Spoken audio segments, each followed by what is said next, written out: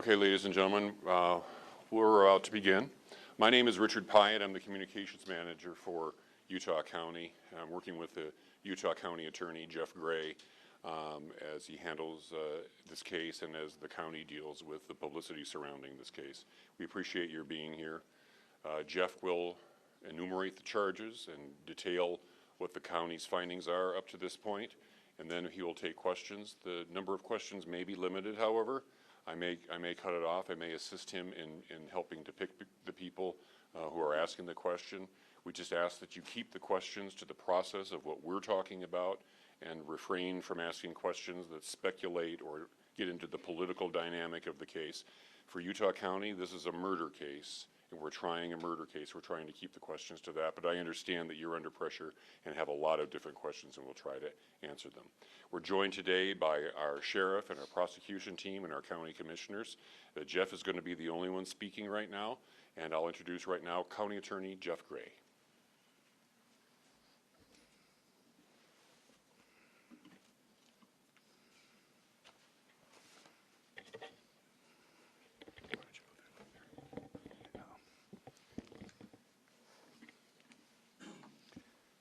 The murder of Charlie Kirk is an American tragedy.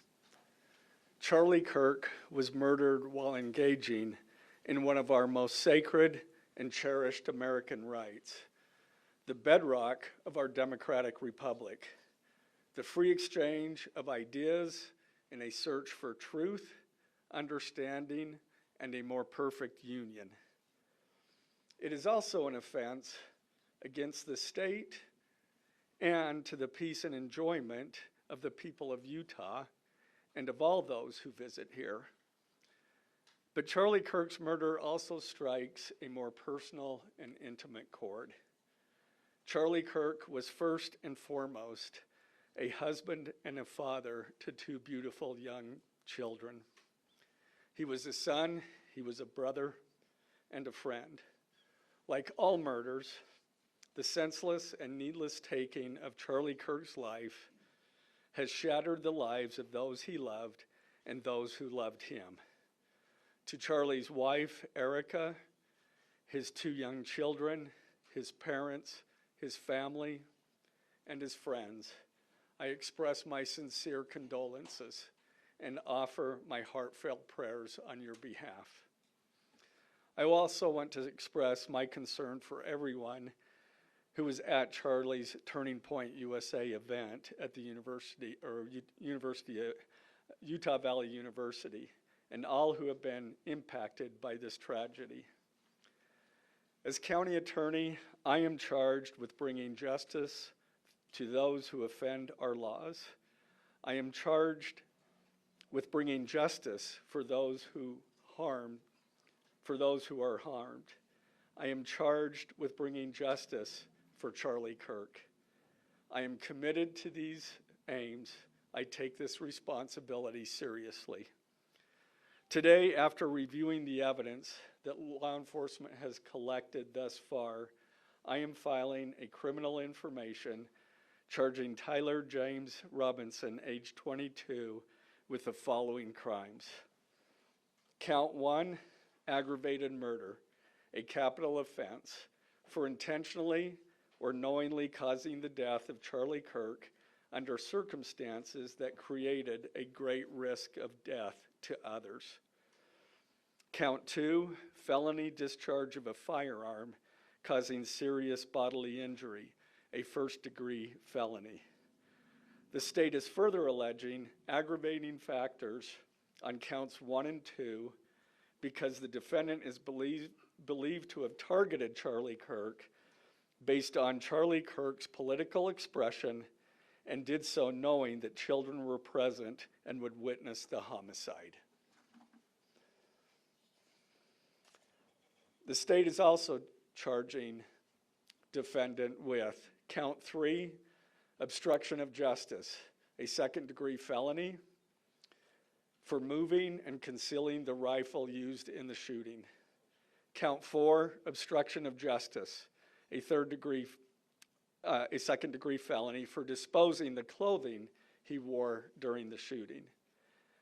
Count 5, witness tampering, a third-degree felony, for directing his roommate to delete his incriminating texts.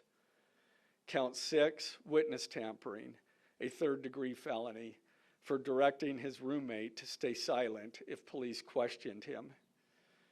And count 7, commission of a violent offense in the presence of a child, a Class A misdemeanor, for committing homicide knowing that children were present and may have seen or heard the murder and did so based on Charlie Kirk's political expression. Also, following the press conference, I am filing a notice of intent to seek the death penalty. I do not take this decision lightly, and it is a decision I have made independently as county attorney, based solely on the available evidence and circumstances and nature of the crime. Because we are seeking the death penalty, the defendant will continue to be held without bail in the Utah County Jail. Turning to the 10-page information, these are the allegations. On September 10th, 2025, at approximately 12:23 p.m., Charlie Kirk was shot and killed while speaking to a large crowd on the campus of Utah Valley University in Orem, Utah. Police found the suspected murder weapon, a bolt-action .30-06 rifle, nearby. Over the next approximately 33 hours, police conducted a manhunt for the shooter until the evening of September 11th, 2025, when Tyler James Robinson surrendered to police at the Washington County Sheriff's Office. DNA consistent with Robinson was found on the rifle's trigger. After shooting Mr. Kirk, Robinson hid the gun, discarded the clothing he wore when he fired the rifle, and told his roommate to delete incriminating text messages and not talk to police. Children were present at the time of the shooting. The shooting. Turning Point USA, a nonprofit organization founded in 2012 by Charlie Kirk, organized a public outdoor event to be held at noon on September 10th, 2025 at UVU. The event was the first in a series of similar events to be held at college campuses nationwide. Mr. Kirk is a well-known conservative activist, famous for these type of events, where he discusses various political issues and debates with audience members. His events and comments have garnered a significant number of supporters and drawn the ire of many who disagree with his political views. The event at UVU was announced far in advance and garnered significant publicity and interest. Consequently, several hundred people attended. Mr. Kirk was interacting with a crowd before the event officially got underway. Then, at approximately noon, Mr. Kirk seated himself under a portable canopy behind a table and microphone. He began speaking to the crowd and fielding questions from attendees, a format Mr. Kirk commonly used at his events. Mr. Kirk allowed his questioners to approach a microphone positioned directly in front of him. Mr. Kirk's team members were very close to him on his right and left, as well as some behind his canopy and others at various close locations near him. The large crowd surrounded Mr. Kirk on three sides. Temporary metal fencing separated attendees from Mr. Kirk by only a matter of feet. Directly above and behind Mr. Kirk was the UVU Hall of Flags, an indoor walkway spanning several hundred feet with floor-to-ceiling glass windows which overlooked the plaza where Mr. Kirk was seated. People were in the walkway at the time of the shooting. Approximately 15 minutes into the event, Mr. Kirk was answering a question about mass shootings by transgender individuals when a gunshot rang out. The bullet struck Mr. Kirk in the neck. He slumped to the ground almost immediately. The bullet's trajectory passed closely to several other individuals beside Mr. Kirk, including the questioner who was standing directly in front of Mr. Kirk. Children were visible near Mr. Kirk's stage when he was shot. Mr. Kirk was rushed to a nearby hospital where he was declared deceased. The medical examiner's report is still pending. So UVU surveillance. So at the moment of the shot, a UVU police officer was watching the crowd from an elevated vantage point. As soon as he heard the shot, he began to scan the area for threats. Believing the shot came from a rifle because of its sound, he looked for potential sniper positions. He noted a roof area approximately 160 yards away from Mr. Kirk as a potential shooting position and rushed there to look for evidence. The suspected shooting position is adjacent to an open, publicly accessible walkway. To access the suspected location, a person must climb over a railing and then drop to the roof only slightly below. The UV officer climbed over the railing and down onto the roof. He then walked to the suspected shooting position and confirmed a clear shooting corridor between the position and Mr. Kirk's seat. He also noticed markings in the gravel rooftop, consistent with a sniper having lain on the roof, impressions in the gravel potentially left by the elbows, knees, and feet of a person in a prone shooting position.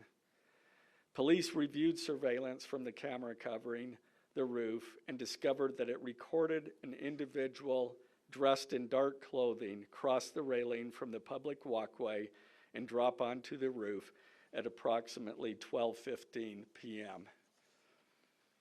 Although the individual moved out of the camera's view for a short time, the camera again captured the individual running across the roof and then low crawling to the area the UVU officer recognized as where the suspected sniper had dropped into a prone shooting position.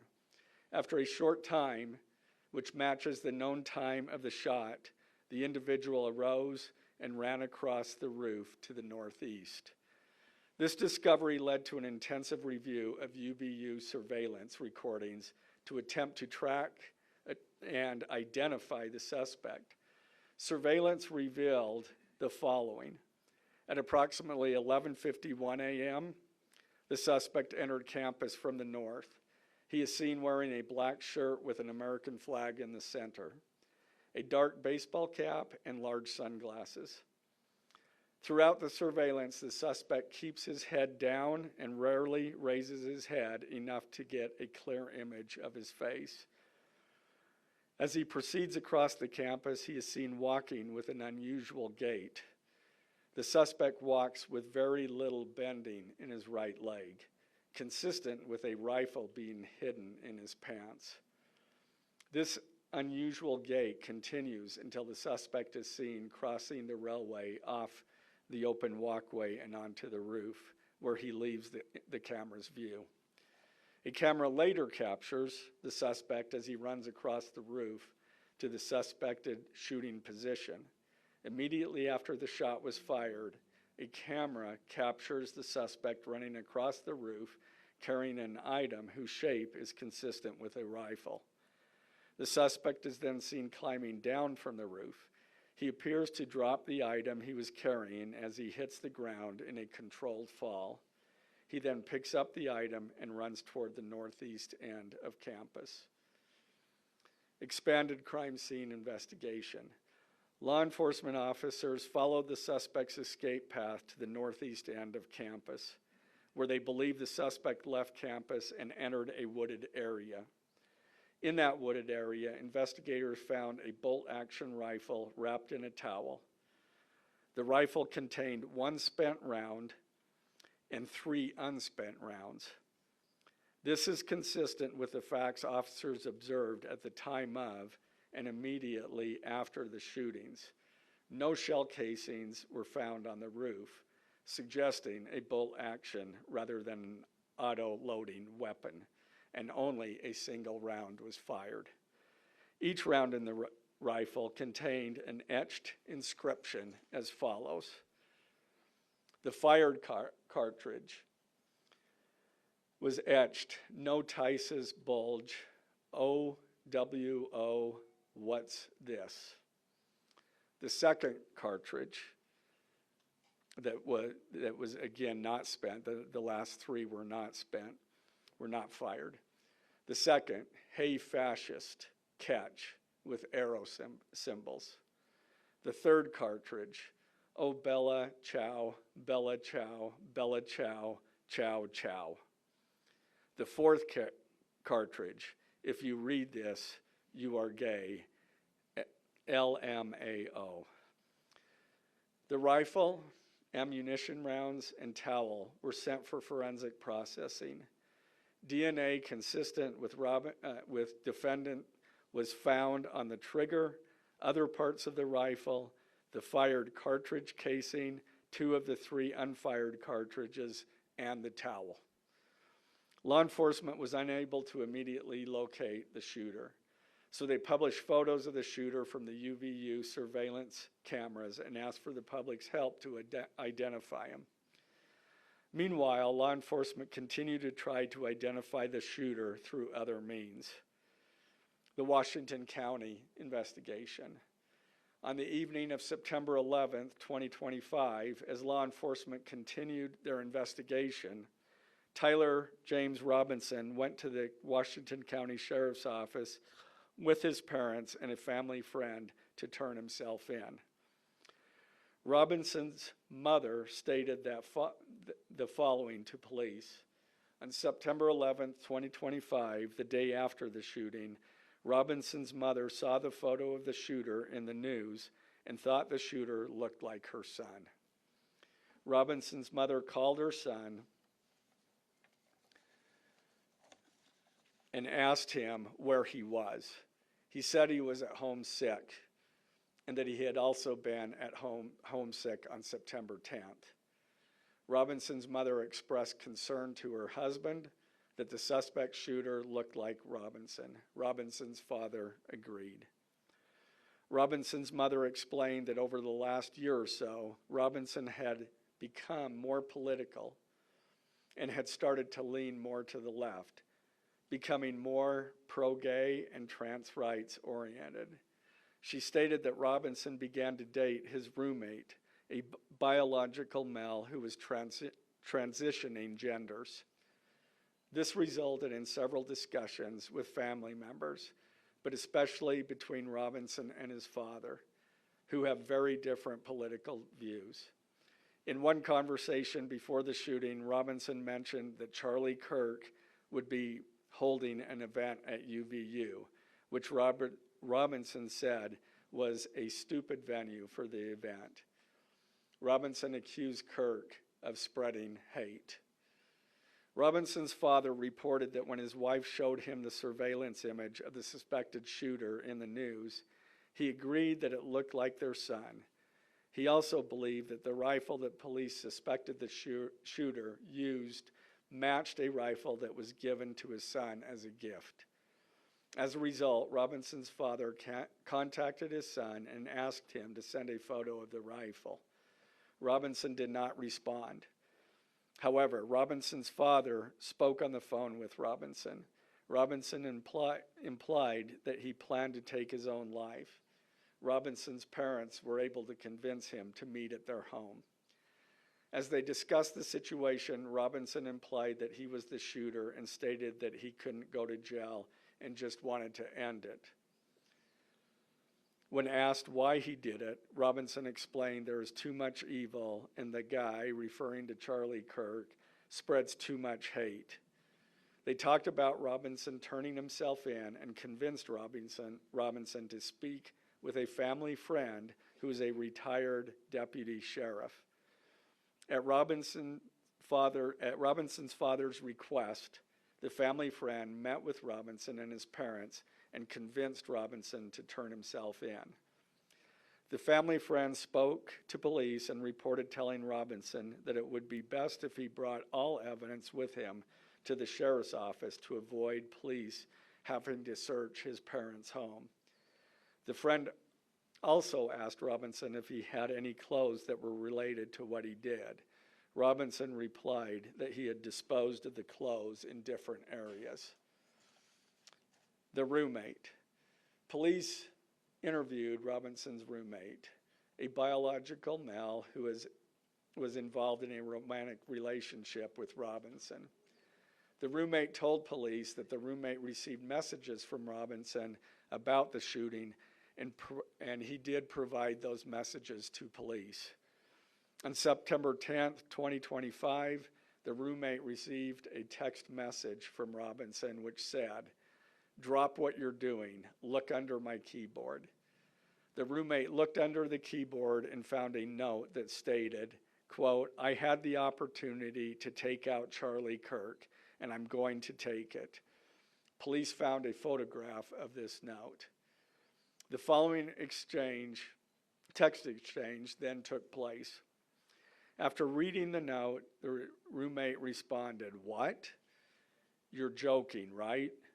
Robinson, "I am still okay, my love, but am stuck in Orem for a little while longer yet. Shouldn't be long until I can come home, but I gotta grab my rifle still. To be honest, I had hoped to keep this secret till I died of old age. I am sorry to involve you." Roommate, "You weren't the one who did it, right?" Robinson, I am. I'm sorry." Roommate, "I thought they caught the person." Robinson, "No, they grabbed some crazy old dude, then interrogated someone in similar clothing. I had planned to grab my rifle from my drop point shortly after, but most of that side of town got locked down. It's quiet, almost enough to get out, but there's one vehicle lingering." Roommate, "Why?"